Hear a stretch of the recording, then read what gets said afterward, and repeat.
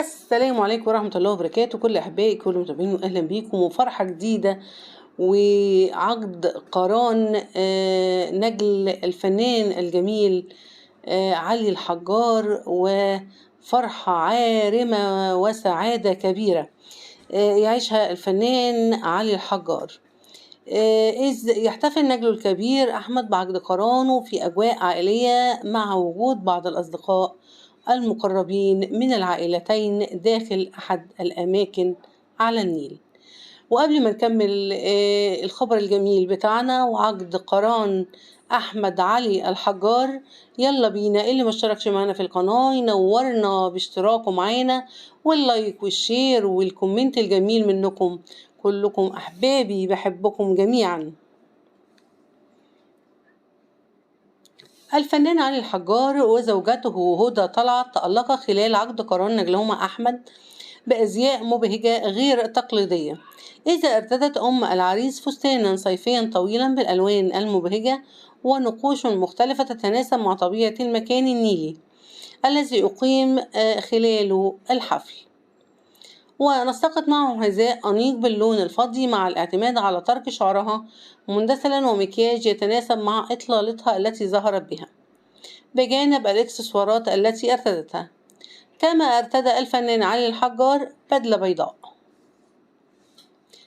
كما اعتمد حفل عقد القران على عدة فقرات متنوعة، من بينها رقص السلو بين العريس والعروسة وسط سعادة كبيرة بين الحضور، إذ كانت البسمة ترتسم على الشفاء، خاصة والد العريس ووالدته.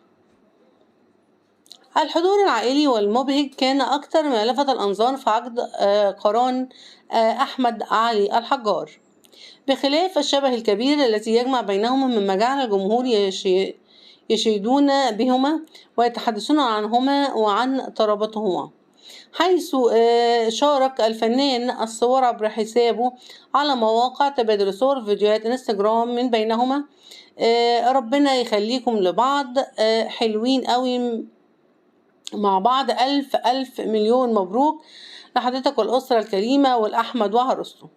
بارك الله لهما وبارك عليهما وجمع بينهما في خير وبالرفاء والبنين بإذن الله. مبروك يا أحمد، ربنا يتمم بخير، صوتك حلو زي والدك، نسخة طبق الأصل بين الأب والابن، سبحان الله.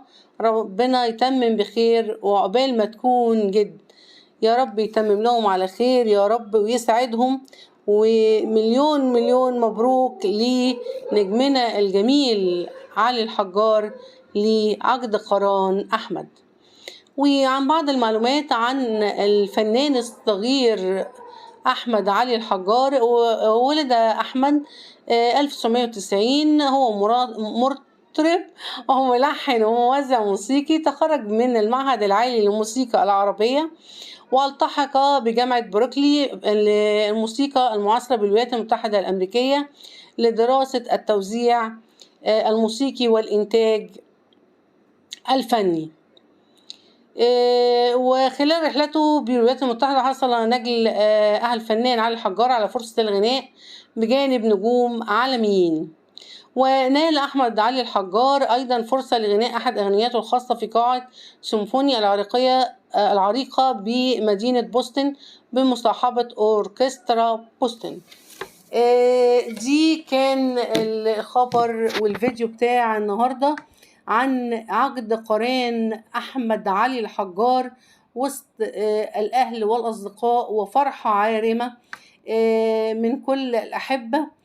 بنقول له ألف ألف ألف مليون مبروك يا أحمد وربنا يتمم بخير، وبنبارك مرة تانية للنجم الجميل علي الحجار وبنقول له ألف مبروك لعقد قران أحمد. كل أحبائي كل متابعيني بشكركم جدا على حسن متابعتكم، يا رب تستمتعوا دايما بكل ما نقدمه على يوميات دودو، وشكرا وإلى أن أراكم على كل خير. السلام عليكم ورحمة الله وبركاته.